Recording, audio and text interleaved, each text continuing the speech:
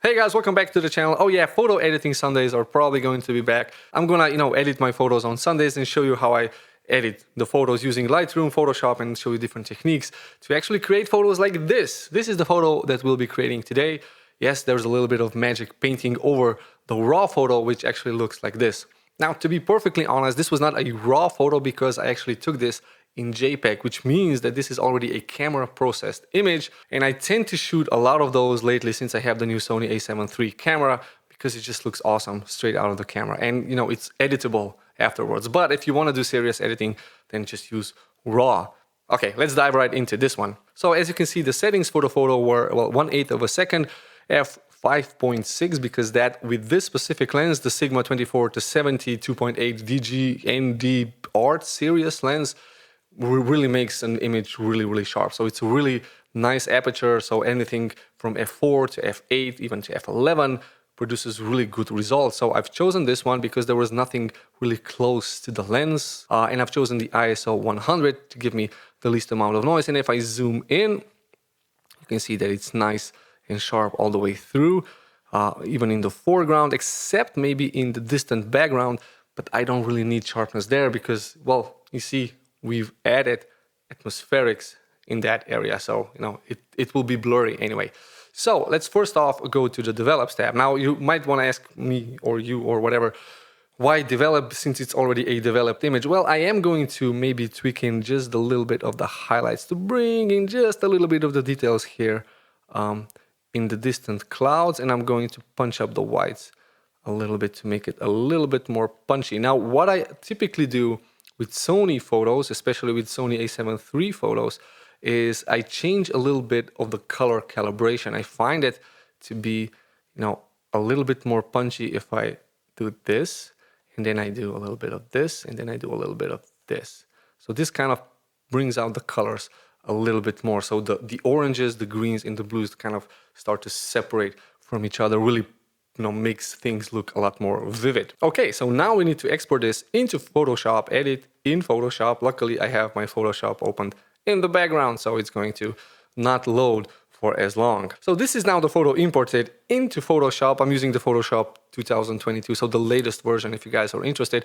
I'm also editing all of this on my Microsoft Surface 7 Pro. So this is basically a tablet or a laptop. As you can see, it's very thin and I can actually detach this keyboard. I know it's really weird. So the idea behind the photo is to actually use some of this bright area to bring in some of like atmospheric light, make it a little bit more fairy tale or a little bit more artificial, painted over, because I like to do this. I like to combine painting and photography. So I use photography as a platform and then paint over it, like go crazy and do photos like this or something like this maybe. Now that's just my style. I mean, you guys might like it or not, but if you do, you might find my techniques a little bit probably interesting and useful. So the idea behind the photo is to actually use this bright area as kind of the source of light falling onto this roof over here, and some highlights are already present here naturally and here on the grass. So it's going to be illuminated like a ray of light coming into the scene from here, or more importantly, somewhere from outside the frame. So I'm going to have to use the radial filter. I'm going to show you what I'm going to do. So I'm going to duplicate this layer, Control J, duplicate, and I'm going to change this into a smart object. So I'm going to convert it into a smart object. Now, if I just add a filter, like a blur, radial blur filter, and I change this to zoom 100%, I'm going to use the draft quality because I'll be changing it quite a lot to actually pinpoint the position. But if I do this, if I position this over here, for instance, you see what this does. So it's going to stretch the image, and the source of the stretch is over here. So the light seems to be coming from this. Now, because the source is within the frame, the light rays, the fake light rays are converging too tightly. So I want to position this a little bit further out from the frame. So how do I do this? Well, first of all, I'm going to first undo this, and I'm going to increase the canvas size. So this is the resolution of the image.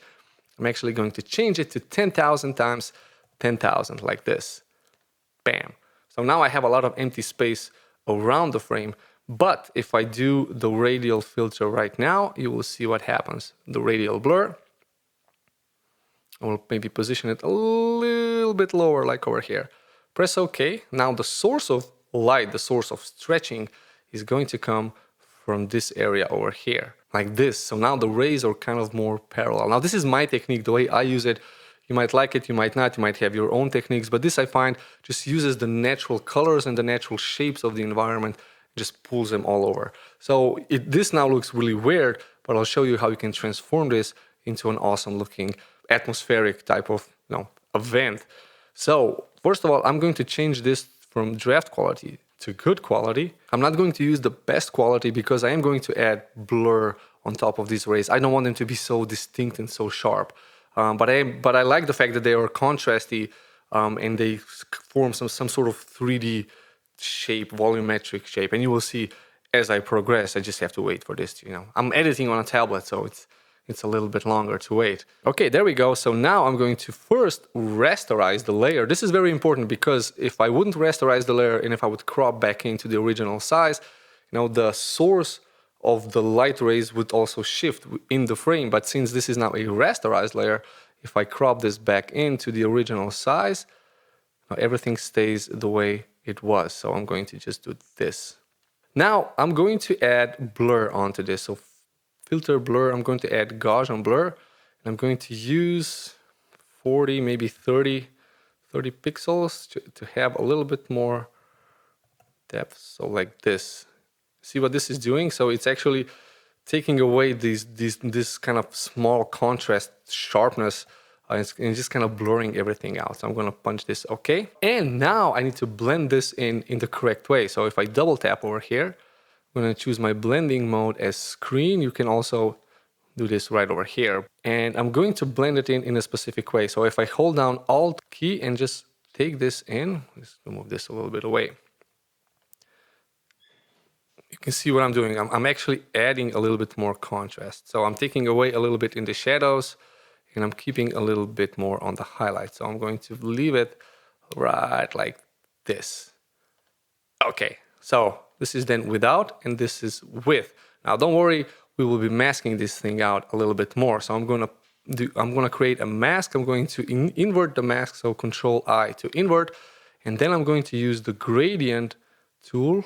First of all, this one, and for the gradient it's very important that you use the second one, this one, because this is kind of additive. It adds the gradient one on top of the other. So you add 10% and you add another 10% and another 10%. It's additive. It's not just absolute. So if you add 10% and then you add another 10%, it's just going to be the same 10% on a different location. Anyway, this one, I'm going to use the white color and I'm just going to then paint in the opacity. I'm going to add it with a 20% opacity. So I'm just going to brush in. Now with the gradient tool, I'm adding circles where I want this effect to be. So, okay, so now I've brushed the effect in, but I'm going to emphasize it by just duplicating it. Control J, duplicate the whole layer, and maybe another one. Select all the layers and Control Group, not merge, group everything together. This is now one group. And I can add a mask on top of this one. And I can just take away a little bit of the effect wherever I think it's too strong. So I'm going to punch in here 10%. I'm using the same brush, the same gradient brush. I'm just choosing the black color. And I want to maybe just take it away a little bit over here. It's a little bit too strong. So it's kind of like dodging and burning, but I'm actually adding an effect on top of this. So this is before. This is now after, a lot of glow added. So this adds the effect to the image. Now I need to stylize the image a little bit more, maybe just balance it out in terms of brights and shadows, so highlights and shadows. So I'm going to create just another empty layer, and I'm going to use the same tool, so the same gradient radial tool, the additive one, 10%, and I'm just going to paint on top the areas that I want to be brighter, but I'm going to blend them in using overlay. So if I show you what I mean, so I'm going to choose this color right over here. So I'm taking the color right from the image, this warm color, but I'm also going to make it a little bit brighter. So it's really kind of bright yellow. And I'm just painting this in right over here. You'll see what happens. Okay, and there we go. This is now before and this is the after. Just adding in those highlights, making them a little bit more punchy. Now, I'm not going to play with the shadows because the shadows are already quite dark. I'm just going to maybe lift everything up and make it not as dark. So I want to kind of lift the shadows up and make everything a little bit more dreamy. So first of all, I need to merge everything together. So Control Shift and E, I'm going to merge all the layers, all the visible layers together into a new layer. So I have a fresh start and I've destroyed the whole history of my edit. So I cannot go back and redo everything what I did. So because it's just one layer. So I've done this because I'm going to duplicate the layer and I'm going to add in this kind of soft glow effect. You can do this very effectively if you change the blending mode to overlay and then you use the blur, the Gaussian blur filter. Now in my case, 40 pixels is just right because I have this resolution. You might have to play around a little bit with the resolution. Now this might look as a little bit of an overkill, but if I punch this into 20%, you can see how this looks. So it adds that punchiness. It makes a little bit more, it's just a little bit more vibrant image. Now, if it's too contrasty, you can then, before the layer that we've added, you can then add. I typically do with the brightness and contrast, and I just tone down the contrast like this. So this just softens out the image. It takes away a little bit of that harsh, too much contrasty thing. Now, just in the end, I'm going to add a vibrance layer like this, punching the vibrance, maybe a little bit of the saturation to kind of colorize. Now, I love the colors that are already present in the image, but I am, however, going to balance them out using the tool that is in Photoshop, and it really kind of helps to kind of also take away a little bit of the monitor not being calibrated issue, because my monitor is not calibrated for colors, so it might look different on other devices. But I'm going to rely on Photoshop to actually get it right. So I'm going to show you how this is done. So I'm going to merge everything together, Control Shift E, merge all the visible layers together, duplicate this, and here first of all, I'll do the auto tone, and then I'm going to do the auto contrast. I typically do this in auto color. So the colors, as you can see, were now changed quite dramatically. A little bit more magenta and purple came in, but this is too much. I typically go only with about 20%.